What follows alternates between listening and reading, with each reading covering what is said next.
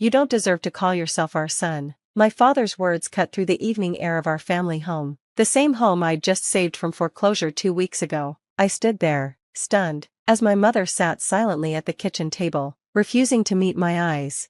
My name is Marcus Turner, 32 years old, and until this moment, I'd believed that family meant supporting each other unconditionally. I'd spent the last 10 years building my software consulting business, living modestly despite my success, always ready to help when my family needed it, and they had needed it, more times than I could count. "I'm a disappointment?" I asked quietly, my hand still gripping the folder containing the latest bank statements. "After I just paid off your debt." Dad's face reddened. "We didn't ask for your charity, and now you're throwing it in our faces, acting like you're better than us just because you have some money?" I looked down at the folder, remembering the day 2 weeks ago when I'd walked into Meridian Bank and paid off their $90,000 debt, credit cards, personal loans, and the second mortgage they'd taken out, all of it cleared. I'd done it quietly, without fanfare, wanting only to give them a fresh start. "That's not what this is about," I said, trying to keep my voice steady. "I'm worried about you, the gambling, the credit cards. It's a cycle that needs to stop." "How dare you?" Dad slammed his fist on the table. "I don't need financial advice from my own son. Your sister never questions our choices. She understands respect." Ah yes, my sister Amanda, the golden child who could do no wrong, despite living off our parents' dwindling resources at 35. The same sister who had called me in a panic 3 months ago, begging me to help save our childhood home from foreclosure. "Amanda doesn't question you because she benefits from your poor decisions," I said, finally letting some anger seep into my voice. "She's been living rent-free here for 5 years, watching you spiral into debt." Mom finally spoke, her voice thin and defensive. "Your sister is going through a difficult time. She needs our support." "And who's supporting you?" I countered. "Who's making sure you don't lose everything?" Dad stepped closer, his face inches from mine. "Get out. Get out of this house and don't come back until you learn some respect." I looked at him, really looked at him, the father who had once taught me about integrity and hard work, now consumed by pride and denial. Something inside me shifted, a final thread of hope snapping clean. "Okay," I said simply, turning toward the door. "I'll go, but remember this moment. Remember that I tried to help." "We don't need your help," Dad shouted after me. "We never needed it." As I walked to my car, I could hear Amanda's voice inside, already comforting our parents, probably spinning this into another story about her ungrateful brother. I sat in the driver's seat, my hands shaking slightly as I pulled out my phone. The email I'd received that morning was still open, notice of default, second notice. Despite my paying off their previous debts, my parents had already taken out another loan, falling right back into their old patterns, but this time, they'd borrowed against the house itself. I hadn't told them I'd been monitoring their financial situation, hadn't mentioned that I'd set up alerts for any new loans or credit applications in their names. They'd managed to rack up another $45,000 in debt in just 2 weeks, a feat that would have been impressive if it wasn't so tragic. I started my car, but instead of heading home, I drove to my office downtown. It was time to make some calls and put a plan into motion. My parents had made their choice, refusing my help while simultaneously destroying their future. Fine, if they wanted to learn the hard way, I would let them, but I wouldn't let their pride destroy our family home, even if they never knew what I was about to do. I spent the next 3 hours in my office, making calls to financial institutions and my business attorney. By midnight, I had everything arranged, a new LLC created under a different name, funding transferred, and instructions given. When the foreclosure notice inevitably came, and it would come soon given their spending habits, I would be ready. They wanted to reject my help, that was their choice, but they had no idea who would be showing up at that auction. As I finally drove home that night, I thought about the family photos still hanging in their house, 25 years of memories, of birthdays and Christmases, all at risk because of pride and poor choices. Well, those memories would be safe, even if my parents never knew who really saved them. 2 months. That's how long it took for everything to unravel. I watched from a distance as my parents missed payment after payment, as the bank notices piled up, as Amanda continued to enable their behavior while crying poor herself. I received regular updates from my attorney about the foreclosure process. Each time my parents took out a new credit card or payday loan, I knew about it. The total now exceeded $120,000, more than they could hope to pay back on Dad's postal worker pension and Mom's part-time bookkeeping job. They didn't try to contact me during those 2 months. No calls, no texts, not even when they received the final foreclosure notice. Pride, it seemed, was more important than salvation. The auction was scheduled for a Tuesday morning at the county courthouse. I arrived early, dressed in a plain black suit, just another bidder among the dozen or so people gathered in the austere room. I sat in the back, hat low over my eyes, waiting. At 9:45 a.m., my parents walked in with Amanda. They looked smaller somehow, defeated. Mom was crying quietly while Dad stared straight ahead, his jaw clenched. Amanda kept patting their hands, probably promising she'd find a way to help, the same empty promises she'd been making for years. They didn't notice me, why would they? Their son was just a disappointment, remember? The auctioneer began his spiel, describing the property, outlining the terms. When the bidding started, I waited. Let others make their initial offers. $150,000, $175,000, $200,000. Finally, when the bidding seemed to be winding down at $225,000, I stood up. $300,000, I said clearly, my voice carrying through the room. My parents turned at the sound of my voice, their eyes widening in shock. Amanda's mouth fell open as she recognized me. $300,000 going once, the auctioneer called. Dad started to say something, but no words came out. $300,000 going twice. Mom's hand flew to her mouth, tears streaming down her face.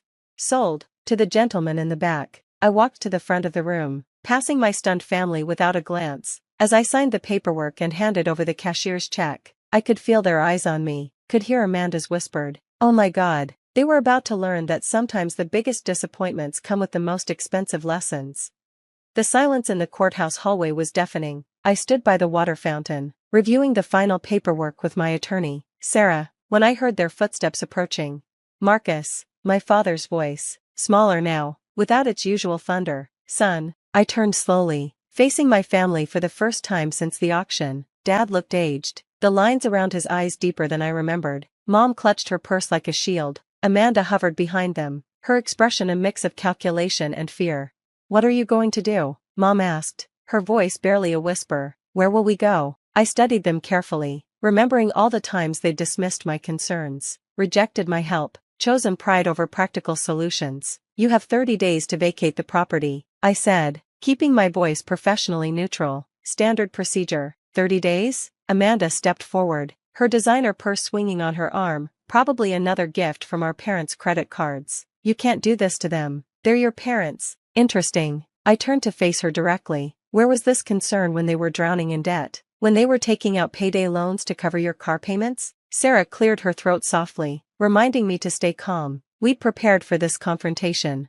Marcus, Dad started, his face flushing. If this is about what I said, this isn't about what you said. I interrupted. This is about what you did, and what you'll keep doing if nothing changes. I pulled a folder from my briefcase and handed it to them. This is every loan, credit card, and financial obligation you've taken on in the past 5 years. The gambling debts, the cash advances, the home equity loans, all of it. Mom's hands trembled as she opened the folder. How did you? I've been tracking it all, I explained. Every time you opened a new credit card, every time you borrowed against the house, even after I paid off the first round of debts, you went right back to the same patterns. That's none of your business, Amanda snapped. You had no right to spy on them. Someone had to pay attention. I shot back. Someone had to care enough to watch them destroy themselves. Dad leafed through the papers, his face growing paler with each page. The total amount was highlighted at the bottom, $237,000 in various debts, not including the house.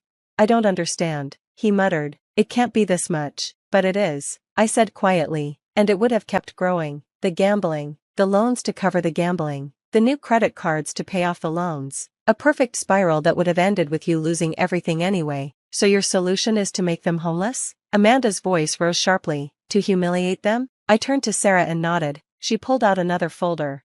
This is my proposal, I said, handing it to my father. A lease agreement. You can stay in the house. We don't need your charity, Dad started to say, but Mom grabbed his arm. Robert, please, just listen. I continued as if he hadn't spoken. You can stay in the house under certain conditions. First, all existing credit cards are cancelled, every single one. Second, you agree to financial counseling and gambling addiction treatment. I don't have a gambling problem, Dad protested weakly. I pulled out my phone and opened a document. Last Tuesday, you spent 6 hours at Golden Gates Casino. Thursday, 4 hours. Saturday, from 2 p.m. until midnight. Would you like me to continue? The color drained from his face. Mom's grip on his arm tightened. Third condition. I pressed on. Amanda moves out, gets her own place, pays her own bills. What? Amanda shrieked. You can't. I can and I will. This enabling stops now. All of it. Sarah stepped forward, her professional demeanor a stark contrast to the family drama unfolding. The lease agreement is month to month. Any violation of these conditions results in immediate termination. The rent is set at market rate, but with a significant portion held in escrow. If all conditions are met for 12 consecutive months, that money will be returned as a savings fund. I watched as the reality of their situation sank in. They had no choice, no other options. The house they'd lived in for 30 years now belonged to me, and these were my terms. How dare you? Amanda's voice shook with rage. After everything they've done for you, everything they've done for me? I laughed, but there was no humor in it. You mean like maxing out credit cards to pay for your failed business ventures? Or remortgaging their house to cover your temporary financial setbacks? I turned back to our parents. You have 24 hours to decide. Either accept these terms or start packing. Your choice. As I walked away, Mom called after me. Marcus, please, we're still your family. I stopped but didn't turn around. Family doesn't watch silently while their loved ones self-destruct. Family doesn't enable addiction and financial suicide. Family tells the hard truths, even when it hurts. The next 24 hours were the longest of my life. I sat in my home office, staring at my phone, wondering if I'd pushed too hard. Maybe Amanda was right. Maybe this was too cruel. But then I remembered the folders full of debt documentation, the countless nights I'd laid awake worrying about them losing everything, the way they'd thrown my help back in my face, choosing denial over recovery. At exactly 3:45 p.m. the next day, my phone rang. It was Mom. We'll do it, she said quietly. All of it. The counseling, the credit cards, everything. She paused. Your father. He's agreed too. He's scared. Marcus, we both are. Good, I replied, relief washing over me. Being scared means you understand what's at stake. Amanda's furious, she added. Says she'll never forgive you for this. Amanda needs to grow up and stand on her own feet. She's 35. Mom, it's time. There was a long silence. Then, when did you get so strong, Marcus? So certain? When I realized that sometimes love means being the bad guy. Sometimes it means doing the hard thing, even when it hurts. We'll sign the papers tomorrow? Yes. Sarah will meet you at the house at 10 a.m. Don't be late. As I hung up, I felt a weight lift from my shoulders. This was just the beginning. The real work would come in the days and weeks ahead. But for the first time in years, there was hope. Hope that my father would face his addiction. Hope that my mother would stop enabling destructive behaviors. Hope that Amanda would finally become self-sufficient. And hope that someday, they would understand that everything I did out of love. The next morning, I watched through my office window as my family arrived at the house to sign the papers. They looked different somehow, smaller, but also more real. The facades were cracking, the pretenses falling away. It was time to rebuild, not just the finances, but the trust, the honesty, the genuine connections that had been buried under years of secrets and denial. My jaw tightened. What happened? Your mother reported it immediately, as per our agreement. She chose the lease conditions over enabling your sister. That's significant progress, Mr. Turner. It was progress. Expensive, painful progress bought with destroyed relationships and endless sleepless nights. But progress nonetheless. After signing the lease agreement, my parents had stuck to their end of the bargain with a dedication that surprised me. Dad attended both financial counseling and GA meetings. Mom joined a support group for family members of gambling addicts. They submitted to weekly credit checks and monthly budget reviews without complaint. Amanda, as expected, hadn't taken her forced independence well. She'd moved in with a friend, claiming I'd ruined her life. The last I heard, she was working as a retail manager, her first real job in years. I maintained my distance, monitoring their progress through Dr. Mitchell and Sarah. It wasn't that I didn't want to see them. I just knew that too much contact too soon could disrupt their recovery. Then came the call that changed everything. It was a Tuesday evening, just like that fateful night 6 months ago. But this time, when my phone rang displaying Dad, my heart didn't fill with dread. Son, his voice was different, clearer, steadier. Can we talk? 20 minutes later, I sat across from my parents at their favorite diner, Neutral Territory. Dad looked healthier, the haunted look in his eyes replaced by something calmer. Mom's hands didn't shake as she stirred her coffee. 182 days clean, Dad said without preamble. No gambling, no secret debts. Your mother's been keeping count. I know, I replied softly. Dr. Mitchell keeps me updated. Marcus, Mom leaned forward, we've been doing a lot of work in our counseling sessions. About patterns, enabling behaviors, and accountability. Dad cleared his throat. I owe you an apology, son. Not just for what I said that night, but for years of not being the father you deserved. I felt something tight in my chest begin to loosen. Dad, let me finish, he held up his hand. You tried to help us, tried to show us we were heading for disaster. Instead of listening, I let my pride nearly destroy this family. Called you a disappointment when the truth is, I was disappointed in myself. Mom wiped a tear from her cheek. We've been going through our bank statements from the past 5 years. Really looking at them. The amount of money we wasted, the opportunities we squandered, and all while you were trying to save us from ourselves. I didn't do it to punish you, I said carefully. The house, the conditions, it was the only way I could think of to force real change. We know that now, Dad nodded. Dr. Mitchell helped us see it. You didn't take our home away, you saved it. Saved us. The waitress arrived with our orders, 3 slices of apple pie, just like we used to share on Sunday afternoons years ago. There's something else, Mom said, pulling an envelope from her purse. We've been saving part of what would have gone to gambling and credit card payments. It's not much, but, she slid the envelope across the table. Inside was a check for $15,000. Mom, no. That's your emergency fund. It's the first repayment, Dad interrupted. For the original $90,000 you paid off. We know it's just a fraction, but it's a start. We want to make this right. I stared at the check, feeling tears prick at my eyes. It wasn't about the money, it never had been. It was about them finally understanding, finally taking responsibility. Keep it, I said, sliding the envelope back. Put it toward your future. That's all I ever wanted. Marcus, Mom's voice cracked, we miss you. Miss having you in our lives. Could we start over? Before I could respond, the diner's door chimed. Amanda walked in, stopping short when she saw us. For a moment, nobody moved. Then, to my surprise, Mom spoke up. Amanda, we were just discussing family accountability. Would you like to join us? Amanda's face went through a range of emotions before settling into resignation. Yeah, she said quietly, pulling up a chair. Maybe it's time I did. Over the next hour, we talked. Really talked, without the old defenses and denials. Amanda admitted she'd been wrong to depend on our parents for so long. Dad spoke about his gambling addiction with raw honesty. Mom acknowledged her role in enabling both of them.